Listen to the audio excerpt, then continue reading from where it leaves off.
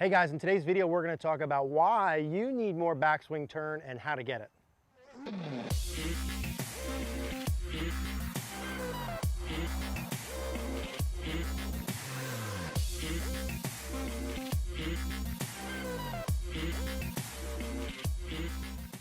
Hey guys, Eric here at the Bethlehem Golf Club. Want to talk about why you need more backswing turn and how to do it with my favorite drill for the backswing turn. Now, before we dive in, I want to let you guys know how I can work with you guys to improve your golf game. For those of you who can't come in person, we built out our online community at cogornogolf.com, and I'd really like for you guys to join me there as well as the other golfers looking to improve their game. Now, at cogornogolf.com, you get access to our Facebook group, which to me is the most important part, where you can actually post swing videos of your swing, and I myself will give you personalized feedback on your main priorities and drills to work and guide you through the process. As well as a member of cogornogolf.com, you get free access to all of our master classes. You get access to the member library, the practice library, the quick fix section, everything that we have in our community you get access to. We'd really love for you guys to check out cogornogolf.com so I can help you and guide you through the process of getting better. We'll put a link in the description down below. Now, let's talk about why you need more backswing turn and how to do it. What I really want to show you is my favorite drill. I kind of have three things I want to get across in this video. Number one is, as I'm working with the members of cogornogolf.com and the people who come through in schools and our private sessions, you know, probably a good 75 to 80% of the people that we work with simply don't have enough backswing turn. And when I say enough backswing turn, we typically look at two different parts. One is how much the hips turn, and two is how much the shoulders turn. I'd say I'm primarily interested getting a full shoulder turn. How would we define full shoulder turn? If I put the club across my shoulders and I went back, I'm looking to get a good 90 or more degrees. You know, probably 90 degrees with my irons and even more if I can with my driver. If you look at handicap levels, at ball striking ability, there's a couple things that better ball strikers do that not as good ball strikers they don't do, and one of those key variables is backswing turn. Now, why do I need backswing turn? There's a lot of different reasons. Mostly, number one, it sets you up in a position to do all the good things during your downswing, okay? But also, if you don't have enough backswing turn, it almost always means you're gonna have to do something to make up for it during the downswing. Does that make sense? So it's really twofold. It's, hey, let's make sure we get a big full turn at the top so that I can get enough depth to my hands at the top, so that I can get enough width at the top. If you look at really good golf swings, those are two fundamental pieces. Because they have a big enough turn going back, they get deep enough, meaning their hands are round enough, and they get wide enough, meaning their arm structure and wrist structure are good and far away from their body. If I make a backswing where I get deep enough and wide enough, I've got absolutely nothing to make up for during my downswing. Unfortunately, the opposite's true. If I make a backswing where I don't get enough turn, almost always I fall off one of those two areas. Either I don't get enough depth, so I'm too narrow, or too vertical rather, or because I don't turn enough, I don't get enough depth. My left shoulder can't get far enough back to get the width I want, so I end up narrow. From there, there's almost always some form of compensation. So you want to build the foundation to your swing around getting a big turn, getting enough width and depth as a stock model. That's part number one. Now let's talk about how we get that turn. I'll show you my favorite drill.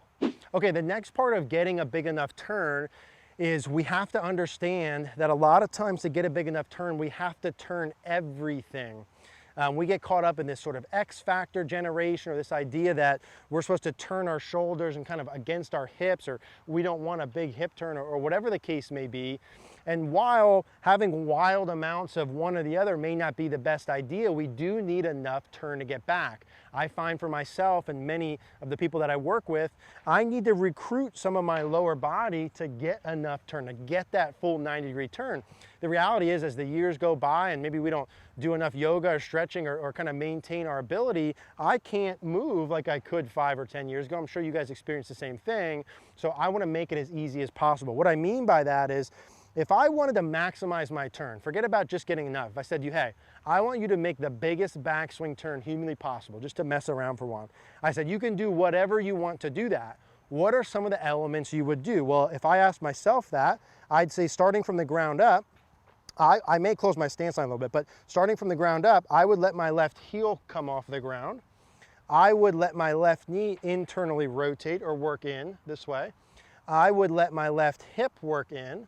I would feel my right hip work back, get my belt buckle turned way behind me. I'd feel all of those all lower body, even talk about upper body yet, just to get more turn, right? Left heel up, left knee in, left hip around. I would feel all of those things to get more turn. I don't mind that coming in. You look at great ball strikers, a lot of them do that. If I made a turn and I kept my foot on the ground, kept my knee forward and didn't turn my belt buckle, I can turn about that far. That's about all I got. Now, if I let my lower body go, I can turn a lot more from there. You see the difference in that? So let that all go.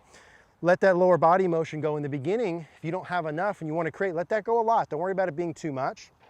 Heel up, knee in, belt buckle, right? Just let hit one with that first. Heel up, knee in, belt buckle. If you're not used to having that much turn on the way back, that may feel a little bit wild to you compared to normal, and that's okay. And then record yourself and see, hey, did I actually get my hips turn 45 degrees? You can put a little stick through your belt buckle and a 45-degree angle on the ground and just see, did I turn that much? Let's do that one more time. Left heel up, left knee in, left hip in, let that belt buckle turn. And I'm doing that on the way back to create enough turn. So kind of the point here in the beginning is let your lower body turn. Don't worry about your heel coming up. Let your knee and let your belt buckle go in. Now let's talk about how to turn the upper body, and I'll show you the drill that I've been promising thus far. Okay, upper body turn during the backswing and the drill we use most often. You're gonna just need a second club here for this, or you can use an alignment rod or something like that. What I'm gonna do is take my normal setup position and I'm gonna put a club here on the inside of my right heel. So normal width, normal setup. I've got a club inside my right heel. Now I'm gonna take my setup, put this club across my shoulders, and my goal is gonna be to turn this club across my shoulders at least as far as the club on the ground. So for me, from my eye, when I do this turn correctly, that butt of the club points about an inch behind the club. Now, if you don't turn enough, I don't mind if you feel like let your chest work off the ball a little bit as you work back to make this easier. You don't need to stay perfectly centered. Let your chest work off the ball a little bit just to get a big enough turn on the way back and feel what that stretch feels like. You might feel your left shoulder working back. You might feel your right shoulder up and back. For me, notice to do that, my left knee's got to kick in, big belt buckle turn. I'm okay with all that. I want to do this drill to gain a feel. This works really well if you have a mirror or a video in front of you, because you can see, oh my gosh, that feels like such a huge turn. But when you look in the mirror, it's only 90 degrees. That's a telltale sign you haven't been turning enough. And I do the same thing if I were to do the driver, right? I do that.